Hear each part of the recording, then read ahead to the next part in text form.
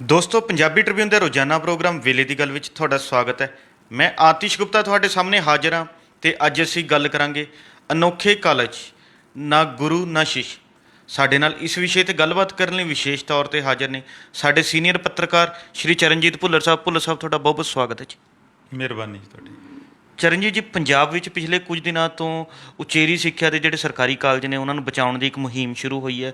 ਅਸੀਂ ਜਾਣਨਾ ਚਾਹਾਂਗੇ ਵੀ ਕਿ ਪੰਜਾਬ ਦੇ ਵਿੱਚ ਜਿਵੇਂ ਇਹ ਮੁਹਿੰਮ ਹੁਣ ਸ਼ੁਰੂ ਹੋਈ ਹੈ, ਇਹ ਬਹੁਤ ਲੰਬੇ ਅਰਸੇ ਬਾਅਦ ਗੱਲ ਸਾਹਮਣੇ ਆਈ ਹੈ ਵੀ ਕਿ ਕੋਈ ਉਚੇਰੀ ਸਿੱਖਿਆ ਨੂੰ ਲੈ ਕੇ ਆਵਾਜ਼ ਉੱਠਣ ਲੱਗੀ ਹੈ। ਅਤੇ ਇਹਦੇ ਨਾਲ ਹੀ ਅਸੀਂ ਜਾਣਾਂਗੇ ਵੀ ਕਿ ਪੰਜਾਬ ਦੇ ਵਿੱਚ ਇਸ ਟਾਈਮ ਉਚੇਰੀ ਸਿੱਖਿਆ ਦੇ ਹਾਲਾਤ ਕੀ ਨੇ ਅਤੇ ਸਰਕਾਰੀ ਕਾਲਜਾਂ ਦੀ ਹਾਲਤ ਜਿਹੜੀ ਹੈਗੀ ਆ ਉਹ ਕਿਸ ਤਰ੍ਹਾਂ ਦੀ ਦੇਖੀ ਜਾ ਰਹੀ ਹੈ।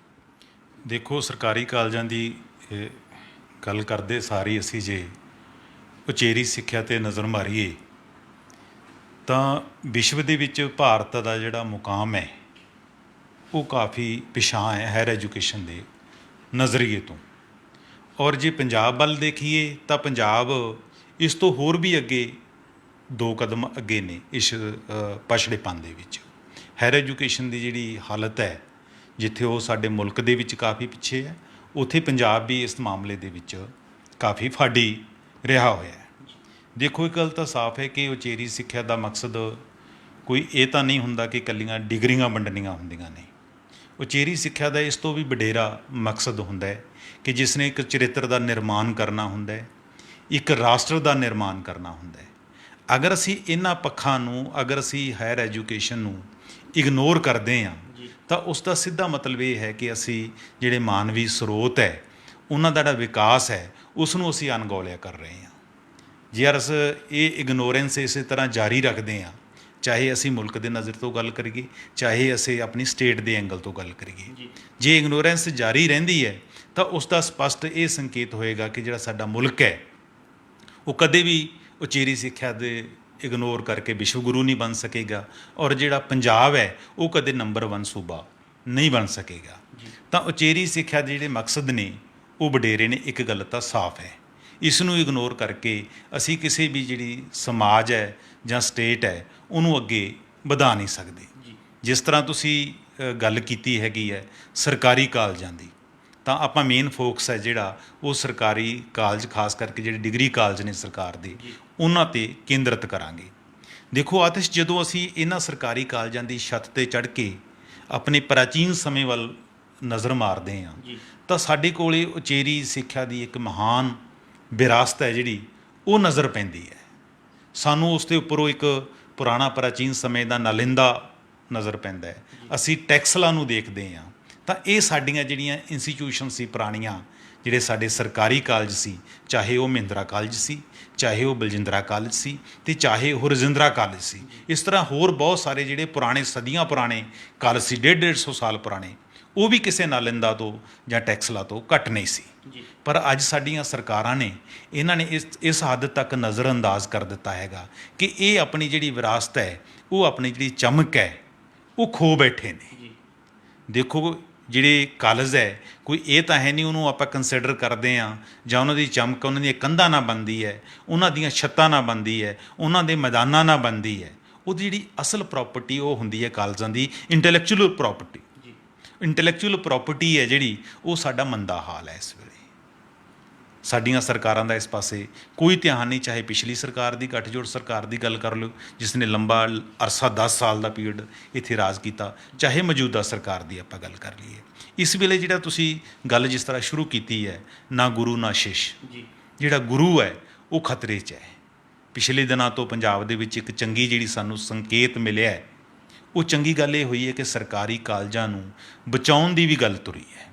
ਜਿਹੜੇ ਸਾਡੇ ਖੋਜਾਰਥੀ ਨੇ, ਰਿਸਰਚ ਸਕਾਲਰ ਨੇ, ਜਾਂ PhD ਨੇ, ਨੈਟ ਕਲੀਅਰ ਨੇ, ਕਾਲਜਾਂ ਦੇ ਵਿੱਚ ਜਿਹੜੀ ਗੈਸਟ ਫੈਕਲਟੀ ਜਿਹੜੇ ਲੈਕਚਰਾਰ ਨੇ, ਉਹਨਾਂ ਨੂੰ ਇਹ ਆਵਾਜ਼ ਹੈ ਜਿਹੜੀ ਬੁਲੰਦ ਕੀਤੀ ਹੈ। ਖਾਸ ਕਰਕੇ ਯੂਨੀਵਰਸਿਟੀਆਂ ਦੇ ਜਿਹੜੇ ਸਟੂਡੈਂਟ ਹੈ, ਉਹ ਇੱਕ ਚੰਗਾ ਸੰਕੇਤ ਹੈ ਕਿ ਉਹ ਅੱਗੇ ਆਏ ਨੇ।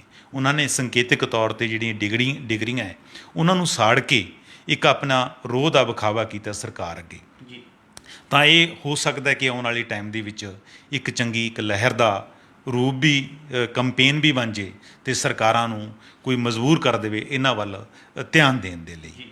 ਤਾਂ ਵੱਡਾ ਮਸਲਾ ਜਿਹੜਾ ਉੱਠਿਆ ਹੈ ਇਸ ਸਰਕਾਰੀ ਕਾਲਜ ਬਚਾਓ ਮੰਚ ਜਿਹੜਾ ਬਣਿਆ ਹੈਗਾ ਇਹਨੇ ਉਠਾਇਆ ਉਹ ਹੈਗਾ ਰੈਗੂਲਰ ਪੋਸਟਾਂ ਦਾ, ਕਿ ਕਾਲਜਾਂ ਦੇ ਵਿੱਚ ਜਿਹੜੀ ਬੌਧਿਕ ਪ੍ਰਾਪਰਟੀ ਹੈ ਉਸ ਨੂੰ ਮਜ਼ਬੂਤ ਕੀਤਾ ਜਾਵੇ। ਤਾਂ ਨਜ਼ਰ ਮਾਰੀਏ ਤਾਂ ਆਪਾਂ ਇੱਕ ਮੋਟੇ ਤੌਰ 'ਤੇ ਅੰਕੜੇ ਵੱਲ ਦੇਖੀਏ ਤਾਂ ਪੰਜਾਬ ਦੇ ਸਰਕਾਰੀ ਕਾਲਜ ਹੈ ਜਿਹੜੇ ਤਕਰੀਬਨ 48 ਨੇ ਜੀ, ਅਤੇ 16 ਕਾਲਜ ਸਰਕਾਰ ਨੇ ਜਿਹੜੇ ਹੋਰ ਨਵੇਂ ਬਣਾਉਣੇ ਸੀ, ਜਿਨ੍ਹਾਂ ਦੇ ਵਿੱਚੋਂ 6 ਕਾਲਜ ਹੈ ਸਰਕਾਰ ਉਹ ਬਣਾ ਚੁੱਕੀ ਹੈ। ਤਾਂ ਇਹਨਾਂ 48 ਕਾਲਜਾਂ ਦੇ ਵਿੱਚ 1873 ਦੇ ਕਰੀਬ ਪੋਸਟਾਂ ਜਿਹੜੀਆਂ ਸੈਕਸ਼ਨ ਨੇ। ਔਰ ਹੈਰਾਨੀ ਦੀ ਗੱਲ ਹੈ ਕਿ ਅੱਜ ਤੋਂ ਜਿਹੜੀ 30-40 ਸਾਲ ਪਹਿਲਾਂ ਦੀਆਂ ਇਹ ਪੋਸਟਾਂ ਦੀ ਗਿਣਤੀ ਉਨੀ ਹੈ। ਹਾਲਾਂਕਿ ਕਾਲਜਾਂ ਦੇ ਵਿੱਚ ਪਿਛਲੇ ਅਰਸੇ ਦੌਰਾਨ ਵਿਦਿਆਰਥੀਆਂ ਦੀ ਗਿਣਤੀ ਹੈ ਜਿਹੜੀ ਉਹ ਵਧੀ ਹੈ, ਪਰ ਸਰਕਾਰ ਨੇ ਸੈਕਸ਼ਨ ਪੋਸਟਾਂ ਦੀ ਜਿਹੜੀ ਗਿਣਤੀ ਦੇ ਵਿੱਚ ਕੋਈ ਵਾਧਾ ਨਹੀਂ ਕੀਤਾ। ਹੁਣ ਪਿੱਛੇ ਜੇ ਸਰਕਾਰ ਨੇ ਜਾ ਕੇ 3.5 ਸਾਲ ਬਾਅਦ ਮੌਜੂਦਾ ਸਰਕਾਰ ਨੇ ਇਹਨਾਂ ਪੋਸਟਾਂ ਦੇ ਵਿੱਚ 931 ਪੋਸਟਾਂ ਕਿਹਾ ਹੈ ਕਿ ਅਸੀਂ ਹੋਰ ਇਹਨਾਂ ਕਾਲਜਾਂ ਨੂੰ ਦੇਵਾਂਗੇ, ਔਰ PPSC ਨੂੰ ਭਰਤੀ ਲਈ ਕਿਹਾ ਹੈ। ਪਰ ਉਹ ਅਜੇ ਗੱਲ ਹੈ ਜਿਹੜੀ ਕਿਸੇ ਤਨਪੱਤ ਨਾਲ ਨਹੀਂ ਲੱਗੀ। ਕਹਿੰਦੇ ਨੇ ਕਿ ਜਿਹੜੇ PPSC ਦਾ ਚੇਅਰਮੈਨ ਇਸ ਵੇਲੇ ਹੈ ਨਹੀਂ, ਉਹਦੇ ਬਿਨਾਂ ਇਹ ਜਿਹੜੀ ਭਰਤੀ ਦਾ ਪ੍ਰੋਸੈਸ ਹੈ ਅੱਗੇ ਨਹੀਂ ਚੱਲ ਸਕਦਾ। ਤਾਂ ਕਾਲਜਾਂ ਦੀ ਜਿਹੜੀ ਆ 1873 ਪੋਸਟਾਂ 'ਤੇ ਨਜ਼ਰ ਮਾਰੀਏ ਤਾਂ ਉਹਨਾਂ ਦੇ ਵਿੱਚੋਂ ਸਿਰਫ 368 ਰੈਗੂਲਰ ਲੈਕਚਰਾਰ ਨੇ। ਉਸ ਤੋਂ ਇਲਾਵਾ 245 ਦੇ ਕਰੀਬ ਪਾਰਟ ਟਾਈਮ ਲੈਕਚਰਾਰ ਕੰਮ ਕਰ ਰਹੇ ਨੇ, ਔਰ 968 ਹੈ ਜਿਹੜੇ 63 ਉਹ ਗੈਸਟ ਫੈਕਲਟੀ ਲੈਕਚਰਾਰ ਨੇ। ਔਰ ਇੱਕ ਕੈਟਾਗਰੀ ਜਿਹੜੀ ਹੁਣ ਨਵੀਂ ਸਰਕਾਰ ਨੇ ਲਿਆਂਦੀ ਹੈ ਜਨਵਰੀ ਤੋਂ ਬਾਅਦ, ਉਹ ਰਿਸੋਰਸ ਪਰਸਨ ਦੀ ਆ ਗਈ। ਪਹਿਲਾਂ ਤਾਂ ਇਹ ਗੱਲ ਵਿਚਾਰ ਕਰਨੀ ਵਾਲੀ ਹੋਏਗੀ ਕਿ ਸਾਡੇ ਸਰਕਾਰੀ ਕਾਲਜਾਂ ਦੇ ਵਿੱਚ ਪੜ੍ਹਾਉਣ ਵਾਲੇ 4 ਤਰ੍ਹਾਂ ਦੀ ਕੈਟਾਗਰੀ ਦੇ ਲੋਕ ਆ ਗਏ ਨੇ। ਇੱਕ ਉਹ ਲੋਕ ਆ ਗਏ ਨੇ ਜਿਹੜੇ ਰੈਗੂਲਰ ਨੇ, ਸਿਰਫ 368 ਨੇ, ਔਰ 2025 ਤੱਕ ਉਹਨਾਂ ਦੇ ਵਿੱਚੋਂ ਦੱਸਦੇ ਨੇ ਕਿ ਜਿਹੜੇ 80% ਰੈਗੂਲਰ ਲੈਕਚਰਾਰ ਹੈ ਉਹ ਰਿਟਾਇਰ ਹੋ ਜਾਣੇ ਨੇ, ਪ੍ਰੋਫੈਸਰ ਰਿਟਾਇਰ ਹੋ ਜਾਣੇ ਨੇ। ਜੇ ਸਰਕਾਰ ਦੀ ਚਾਲ ਇਹੀ ਰਹੀ ਤਾਂ ਇਹਦਾ ਮਤਲਬ ਕਿ ਰੈਗੂਲਰ ਪ੍ਰੋਫੈਸਰ ਹੈ ਜਿਹੜੇ ਅੱਜ ਤੋਂ 3-4 ਸਾਲ ਬਾਅਦ ਸਿਰਫ 20% ਕਾਲਜਾਂ ਦੇ ਵਿੱਚ ਬਚਣੇ ਨੇ। ਹੁਣ ਇੱਕ ਤਾਂ ਉਹ ਰੈਗੂਲਰ ਪ੍ਰੋਫੈਸਰ ਹੈ ਜਿਨ੍ਹਾਂ ਨੂੰ ਫੁੱਲ ਤਨਖਾਹ ਮਿਲਦੀ ਹੈ, ਫੁੱਲ ਸਕੇਲ ਮਿਲਦਾ ਹੈਗਾ।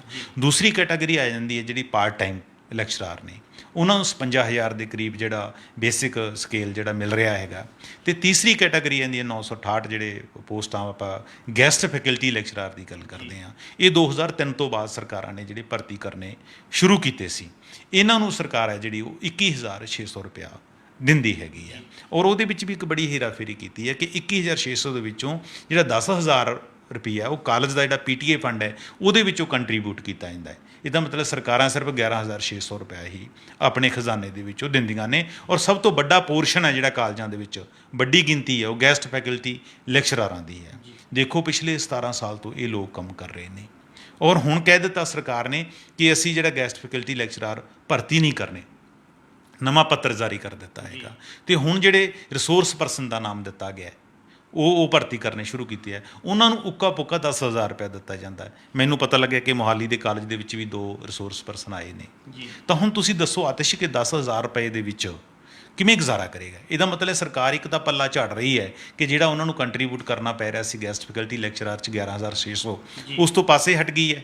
ਔਰ ਜਿਹੜਾ 10,000 ਰੁਪਏ ਹੁਣ ਰਿਸੋਰਸ ਪਰਸਨ ਰੱਖੇ ਜਾਣਗੇ ਇਸੇ ਤਰਜ਼ ਦੇ ਉੱਪਰ, ਤਾਂ ਉਹਨਾਂ ਨੂੰ PTA ਫੰਡ ਦੇ ਵਿੱਚੋਂ ਪੇ ਕੀਤਾ ਜਾਏਗਾ। ਅਗਰ ਵਿਦਿਆਰਥੀਆਂ ਨੇ ਹੀ ਸਾਰਾ ਕੁਝ ਪੇ ਕਰਨਾ ਹੈਗਾ ਤਾਂ ਵੈਲਫੇਅਰ ਸਟੇਟ ਦਾ ਕੀ ਕਨਸੈਪਟ ਰਹਿ ਜਾਂਦਾ ਹੈਗਾ? ਤਾਂ ਸਰਕਾਰਾਂ ਦੀ ਭੂਮਿਕਾ ਕੀ ਰਹਿ ਜਾਂਦੀ ਹੈ ਪਿੱਛੇ? ਤਾਂ ਅੱਜ ਵੀ ਆਪਾਂ ਦੇਖੀਏ ਕੋਈ ਚੰਗਾ ਨੇਪਾਲੀ ਨੌਕਰ ਵੀ ਰੱਖਣਾ ਹੋਏਗਾ, ਉਹਦੀ ਤਨਖਾਹ ਵੀ ਇਸ ਤੋਂ ਵੱਧ ਚੰਗੇ ਕਰ ਦਿੰਦੇ ਹੈਗੇ ਨੇ। ਤਾਂ ਇਹਨਾਂ ਲੈਕਚਰਾਰਾਂ ਦੀ ਜਿਹੜੀ ਹਾਲਤ ਹੈ, ਇਹ ਸਾਰੇ PhD ਨੇ, ਨੈਟ ਕਲੀਅਰ ਹੈ, UGC ਕਲੀਅਰ ਨੇ, ਅਤੇ ਫਿਰ ਵੀ ਇਹਨਾਂ ਨੂੰ ਤਨਖਾਹਾਂ ਦੇ ਮਾਮਲੇ ਵਿੱਚ ਇੰਨਾ ਬਿਰਵਾ ਰੱਖਿਆ ਜਾਂਦਾ ਹੈਗਾ। ਹੁਣ ਜਿਹੜੇ ਆਪਾਂ ਗੈਸਟ ਫੈਕਲਟੀ ਲੈਕਚਰਾਰਾਂ ਦੀ ਗੱਲ ਕਰਦੇ ਹਾਂ, ਹੁਣ ਪਿਛਲੇ 16 ਸਾਲ ਤੋਂ 17 ਸਾਲ ਤੋਂ ਉਹ ਕੱਚੇ ਚੱਲੇ ਆ ਰਹੇ ਨੇ। ਇੱਕ ਤਲਵਾਰ ਤਾਂ ਲਟਕਦੀ ਹੈ ਨਾ, ਇੱਕ ਗੁਰੂ ਹੈ ਜਿਹੜਾ ਉਹ ਜੇ ਮੁਕਤ ਹੋਏਗਾ, ਹਰ ਤਰ੍ਹਾਂ ਦੇ ਬਰਡਨ ਤੋਂ ਮੁਕਤ ਹੋਏਗਾ, ਤਾਂ ਹੀ ਉਹ ਚੰਗੀ ਐਜੂਕੇਸ਼ਨ ਦੇ ਪਾਏਗਾ। ਔਰ ਸਰਕਾਰਾਂ ਨੇ ਅੱਜ ਤੱਕ ਕੋਈ ਇਹਦੇ ਵੱਲ ਧਿਆਨ ਨਹੀਂ ਦਿੱਤਾ। ਇਸ ਤਰ੍ਹਾਂ ਪਾਰਟ ਟਾਈਮ ਹੈਗੇ ਨੇ, ਚਲੋ ਉਹ ਤਾਂ ਪ੍ਰੋਟੈਕਟਡ ਪੇ ਹੈ, ਸੁਪਰੀਮ ਕੋਰਟ ਵੱਲੋਂ ਲੈ ਰਹੇ ਨੇ। ਤਾਂ ਸਭ ਤੋਂ ਪਹਿਲਾਂ ਜਿਹੜਾ ਵੱਡਾ ਮਸਲਾ ਉਹ ਰੈਗੂਲਰ ਭਰਤੀ ਦਾ ਹੈਗਾ।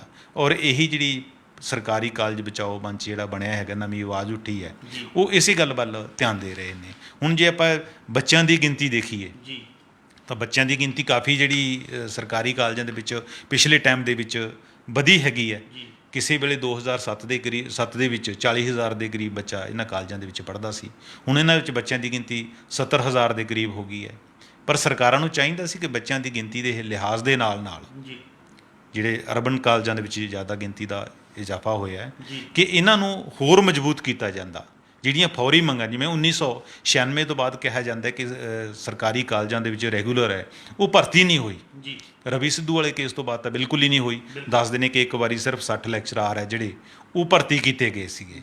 ਹੁਣ ਤੁਸੀਂ ਦੇਖੋ ਵੀ ਇੰਨੇ ਲੰਬੇ ਅਰਸੇ ਤੋਂ ਤੁਸੀਂ ਪੋਸਟਾਂ ਜਿਹੜੀਆਂ ਸਰਕਾਰੀ ਕਾਲਜਾਂ ਦੇ ਵਿੱਚ ਖਾਲੀ ਰੱਖੀਆਂ ਨੇ, ਤੁਸੀਂ ਕੋਈ ਨਾ ਕੋਈ ਬਹਾਨਾ ਲਾ ਦਿੰਦੇ ਹੋ।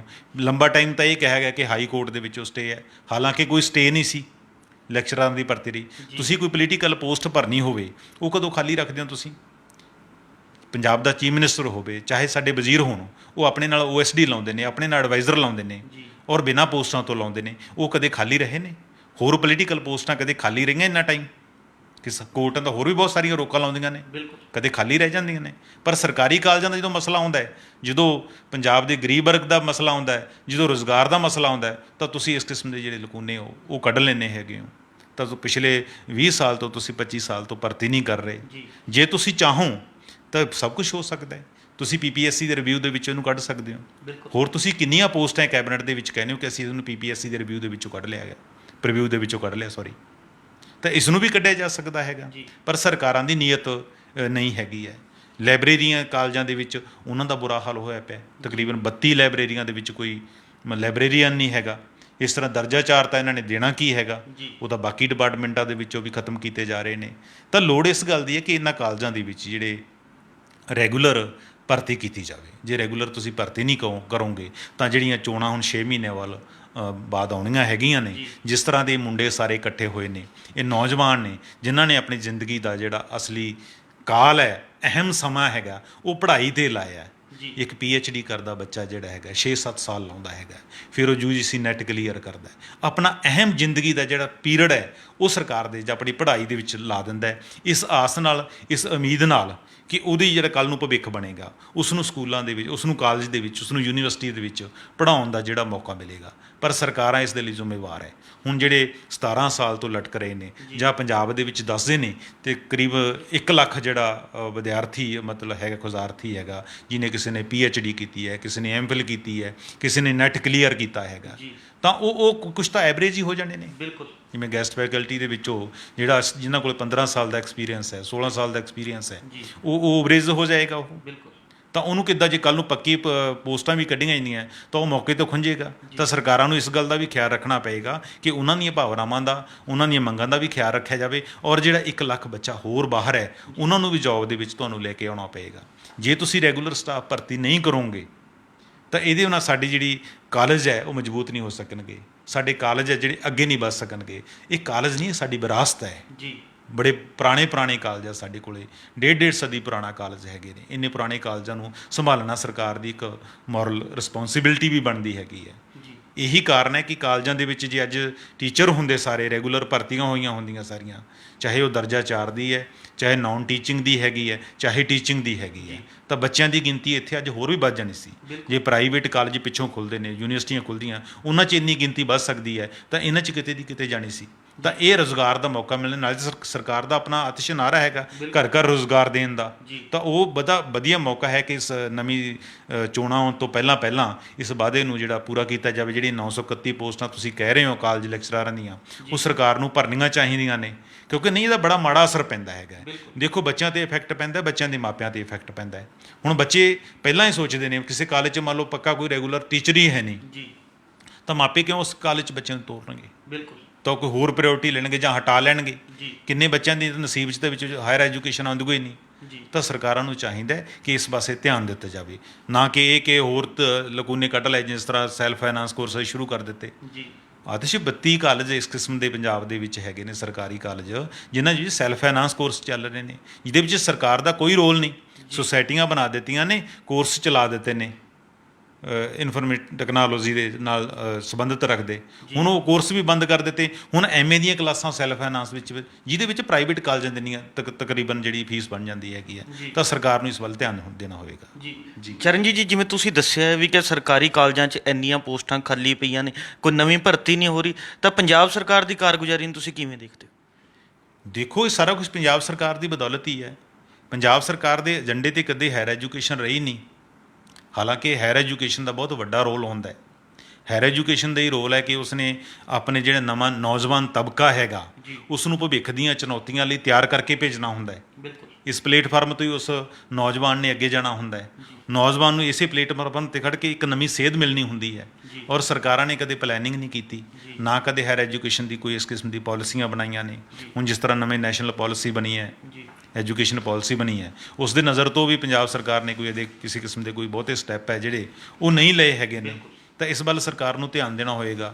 ਹੁਣ ਸਰਕਾਰਾਂ ਦਾ ਬਜਟ ਹੈ ਜਿਹੜਾ ਮੌਜੂਦਾ ਆਪਾਂ ਸਾਲ ਦੇ ਵਿੱਚ ਦੇਖੀ ਆਤਿਸ਼, ਤਾਂ 12,500 ਕਰੋੜ ਰੁਪਏ ਜਿਹੜਾ ਬਜਟ ਹੈ ਉਹ ਸਰਕਾਰ ਨੇ ਐਜੂਕੇਸ਼ਨ ਦੇ ਰੱਖਿਆ ਹੈਗਾ, ਜਿਹਦੇ ਵਿੱਚ 986 ਕਰੋੜ ਰੁਪਇਆ ਹਾਇਰ ਐਜੂਕੇਸ਼ਨ ਲਈ ਰੱਖਿਆ ਹੈ। ਔਰ ਸਰਕਾਰੀ ਕਾਲਜਾਂ ਦੇ ਹਿੱਸੇ ਮੈਨੂੰ ਲੱਗਦਾ ਸਾਰਾ 250 ਕਰੋੜ ਰੁਪਈਆ ਆਉਂਦਾ ਹੈਗਾ। ਤਾਂ ਸਰਕਾਰਾਂ ਨੂੰ ਜਿਹੜਾ ਬਜਟ ਵੀ ਵਧਾਉਣਾ ਪਏਗਾ। ਇਕੱਲੀਆਂ ਇਹ ਨਹੀਂ ਕਿ ਇਕੱਲੀਆਂ ਪੋਸਟਾਂ ਭਰਨੀਆਂ ਪੈਣਗੀਆਂ, ਲੋੜੀ ਦੀਆਂ ਜਿਹੜੀਆਂ ਗਰੰਟਾਂ ਹੈ ਉਹ ਵੀ ਦੇਣੀਆਂ ਪੈਣਗੀਆਂ। ਪਰ ਸਰਕਾਰਾਂ ਦਾ ਜ਼ੋਰ ਕਿਸ ਚੀਜ਼ 'ਤੇ ਲੱਗਿਆ ਪਿਆ? ਸਰਕਾਰ ਚਾਹੇ ਪੁਰਾਣੀ ਗੱਠਜੋੜ ਸਰਕਾਰ ਸੀ, ਚਾਹੇ ਹੋਣ ਵਾਲੀ ਸਰਕਾਰ ਹੈਗੀ ਹੈ, ਸਾਰਾ ਜ਼ੋਰ ਯੂਨੀਵਰਸਿਟੀਆਂ ਖੋਲ੍ਹਣ 'ਤੇ ਲਾ ਦਿੱਤਾ ਹੈਗਾ। ਹੁਣ ਤੁਹਾਡਾ ਪਟਿਆਲਾ ਸ਼ਹਿਰ ਹੈਗਾ, ਉੱਥੇ ਸਪੋਰਟਸ ਯੂਨੀਵਰਸਿਟੀ ਬਣਾ ਦਿੱਤੀ। ਪਹਿਲਾਂ ਲਾਅ ਯੂਨੀਵਰਸਿਟੀ ਬਣੀ ਵੀ ਸੀ, ਉੱਥੇ ਓਪਨ ਯੂਨੀਵਰਸਿਟੀ ਬਣਾ ਦਿੱਤੀ। ਓਪਨ ਯੂਨੀਵਰਸਿਟੀ ਤਾਂ ਉੱਥੇ ਮਹਿੰਦਰਾ ਕਾਲਜ ਦੇ ਪ੍ਰਿੰਸੀਪਲ ਦੇ ਘਰ ਚੱਲ ਰਹੀ ਹੈ, ਉਹਦੇ ਲਈ ਜਗ੍ਹਾ ਨਹੀਂ ਮਿਲ ਰਹੀ। ਅਤੇ ਤੁਹਾਡੇ ਕੋਲ ਇੰਨੀ ਪੁਰਾਣੀ ਯੂਨੀਵਰਸਿਟੀ ਪੰਜਾਬੀ ਯੂਨੀਵਰਸਿਟੀ ਹੈ, ਉਸ ਦੇ ਵੱਲ ਕਿਸੇ ਦਾ ਧਿਆਨ ਨਹੀਂ ਗਿਆ ਔਰ ਸਰਕਾਰਾਂ ਨੇ ਉਸ ਨੂੰ ਇਗਨੋਰ ਕਰੀ ਰੱਖਿਆ ਹੁਣ ਤੱਕ। ਤਾਂ ਉਹ ਵੀ ਮਹਾਰਾਜਾ ਕੈਪਟਨ ਅਮਰਿੰਦਰ ਸਿੰਘ ਦੇ ਪੁਰਖਿਆਂ ਦੀ ਉਹਦੇ ਵਿੱਚ ਵੱਡੀ ਕੰਟਰੀਬਿਊਸ਼ਨ ਸੀ ਪੰਜਾਬੀ ਯੂਨੀਵਰਸਿਟੀ ਦੇ ਵਿੱਚ, ਉਸ ਨੂੰ ਮਜ਼ਬੂਤ ਕਰਨਾ ਚਾਹੀਦਾ ਸੀ। ਹੋਰ ਪ੍ਰਾਈਵੇਟ ਯੂਨੀਵਰਸਿਟੀਆਂ ਕਿੰਨੀਆਂ ਖੜੀਆਂ ਕਰ ਦਿੱਤੀਆਂ ਹੈਗੀਆਂ, ਸਰਕਾਰਾਂ ਨੇ ਬਹੁਤਾ ਧਿਆਨ ਨਹੀਂ ਦਿੱਤਾ। ਸਰਕਾਰ ਹੁਣ ਨਵੇਂ ਕਾਲਜਾਂ, ਜਿਵੇਂ ਜਦੋਂ ਸਰਕਾਰ ਨਵੀਂ ਹੋਂਦ 'ਚ ਆਈ ਸੀ ਤਾਂ ਉਸ ਤੋਂ ਪਹਿਲਾਂ ਕਾਂਗਰਸ ਪਾਰਟੀ ਨੇ ਵਾਅਦਾ ਕੀਤਾ ਸੀ ਕਿ ਪੰਜਾਬ ਦੇ ਵਿੱਚ ਅਸੀਂ 50 ਦੇ ਕਰੀਬ ਸਰਕਾਰੀ ਕਾਲਜ ਖੋਲ੍ਹਾਂਗੇ, ਹਰ ਬਲਾਕ ਦੇ ਵਿੱਚ ਖੋਲ੍ਹਾਂਗੇ, ਪਰ ਉਹ ਖੋਲ੍ਹੇ ਨਹੀਂ ਗਏ। ਚਲੋ ਖੋਲ੍ਹਣ ਦੀ ਥਾਂ ਜੇ ਪੁਰਾਣੇ ਕਾਲਜ ਜਿਹੜੇ ਆਲਰੇਡੀ ਚੱਲ ਰਹੇ ਨੇ ਉਹਨਾਂ ਨੂੰ ਮਜ਼ਬੂਤ ਕਰ ਦੇਣ, ਉਹਨਾਂ ਨੂੰ ਲੀਹ 'ਤੇ ਲੈ ਆਉਣ, ਤਾਂ ਇਹ ਵੀ ਬਹੁਤ ਵੱਡੀ ਗੱਲ ਹੋਏਗੀ। ਇਹਨਾਂ ਨੇ ਤਾਂ ਸੈਂਟਰ ਦੀਆਂ ਜਿਹੜੀਆਂ ਗਰਾਂਟਾਂ ਆਉਂਦੀਆਂ ਨੇ ਉਹ ਨਹੀਂ ਪੰਜਾਬ ਸਰਕਾਰ ਪ੍ਰੋਪਰ ਯੂਜ਼ ਕਰ ਪਾਈ, ਆਪਣੀ ਹਿੱਸੇਦਾਰੀ ਨਹੀਂ ਪਾ ਸਕੀ। ਨਵੇਂ ਕਾਲਜਾਂ ਦੇ ਰਾਹ ਜਿਹੜੇ ਤੁਰ ਪਏ ਉਹ ਵੀ ਪੋਲੀਟੀਕਲ ਫੈਸਲੇ ਹੁੰਦੇ ਨੇ ਕਿ ਕਿਹੜਾ ਕਾਲਜ ਕਿੱਥੇ ਖੋਲ੍ਹਣਾ ਹੈਗਾ। ਪੁਰਾਣੇ ਜਿਹੜੇ ਵਿਰਾਸਤੀ ਕਾਲਜ ਹੈ ਉਹ ਡੇ ਬਾਈ ਡੇ ਮਰ ਰਹੇ ਨੇ।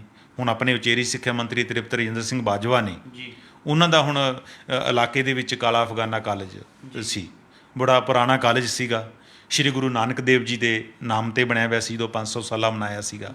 ਤਾਂ ਇਹਨਾਂ ਕਾਲਜਾਂ ਨੇ ਇਤਿਹਾਸ ਰਚੇ ਸੀ, ਵਿਰਾਸਤਾਂ ਖੜੀਆਂ ਹੋਈਆਂ ਸੀ, ਪਰ ਹੁਣ ਵਾਲੀਆਂ ਸਰਕਾਰਾਂ ਵਿਰਾਸਤਾਂ ਨੂੰ ਮਿਟਾ ਰਹੀਆਂ ਨੇ, ਉਹ ਕਾਲਜਾਂ ਨੂੰ ਖਤਮ ਕਰ ਰਹੀਆਂ ਨੇ। ਹੁਣ ਉਹ ਕਾਲਾ ਅਫਗਾਨਾ ਕਾਲਜ ਹੈ ਜਿਹੜਾ ਉਹ ਖਤਮ ਕਰਕੇ ਉਸ ਨੂੰ ਖੇਡ ਕੇਂਦਰ ਦੇ ਵਿੱਚ ਤਬਦੀਲ ਕਰ ਦਿੱਤਾ ਹੈਗਾ। ਜੰਡਿਆਲਾ ਮੰਜਕੀ ਦਾ ਕਾਲਜ ਸੀ, ਪਿਛਲੇ 3 ਸਾਲ ਤੋਂ ਨਾ ਉੱਥੇ ਕੋਈ ਪ੍ਰੋਫੈਸਰ ਸੀ ਅਤੇ ਨਾ ਵਿਦਿਆਰਥੀ ਸੀ। ਤਾਂ ਇਹ ਸਰਕਾਰਾਂ ਦੀ ਇੱਕ ਨੀਅਤ ਹੁੰਦੀ ਹੈ, ਇੱਕ ਚਾਲ ਹੁੰਦੀ ਹੈ ਕਿ ਕੋਈ ਵੀ ਅਦਾਰਾ ਹੈਗਾ, ਕੋਈ ਵੀ ਇੰਸਟੀਟਿਊਸ਼ਨ ਹੈ, ਕਿ ਪਹਿਲਾਂ ਉਹਨਾਂ ਦਾ ਬੁਰਾ ਹਾਲ ਕੀਤਾ ਜਾਂਦਾ ਹੈ ਕਿ ਲੋਕਾਂ ਨੂੰ ਲੱਗੇ ਕਿ ਤਾਂ ਬਹੁਤ ਬੁਰਾ ਹਾਲ ਹੋ ਗਿਆ, ਫਿਰ ਅਲਟੀਮੇਟਲੀ ਉਸ ਨੂੰ ਪ੍ਰਾਈਵੇਟ ਹੱਥਾਂ ਵਿੱਚ ਦੇ ਦਿੱਤਾ ਜਾਂਦਾ ਹੈਗਾ। ਇਸ ਤਰ੍ਹਾਂ ਜੰਡਿਆਲਾ ਮੰਜਕੀ ਦਾ ਕਾਲਜ ਪਹਿਲਾ ਸਰਕਾਰੀ ਕਾਲਜ ਇਹੋ ਜਿਹਾ ਹੋਏਗਾ ਜਿਹੜਾ GND ਯੂਨੀਵਰਸਿਟੀ ਦੇ ਹਵਾਲੇ ਕਰ ਦਿੱਤਾ ਹੈਗਾ।